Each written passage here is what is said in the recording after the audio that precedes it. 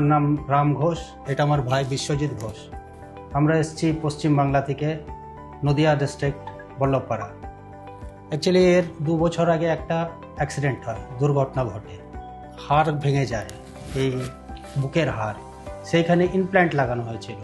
সেইখানে ওর কি হয়েছে, ওর মাথায় বলেছিল যে রক্ত জমেছে। সেই রক্তটা ওইখানকার একটা ডক্টর, সার্জন ডক্টর, ইঞ্জেকশন দিয়ে, নিউরোলজি ডাক্তার ইঞ্জেকশন দিয়ে সেই রক্তটা গলিয়ে দিয়েছিল।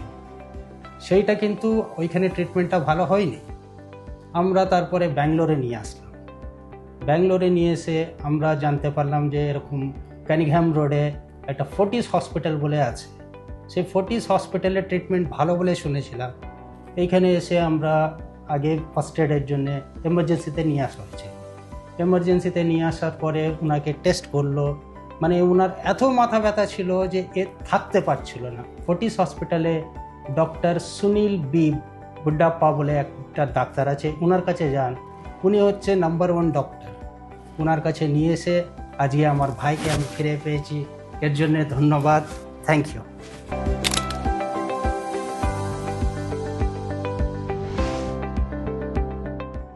তো ডাক্তারবাবু আমার মাথাটা সার্জারি করেছে, তো এখন আমি সার্জারি করার পর পুরোপুরি সুস্থ, তো কোনো রকম কোনো অসুবিধা নেই।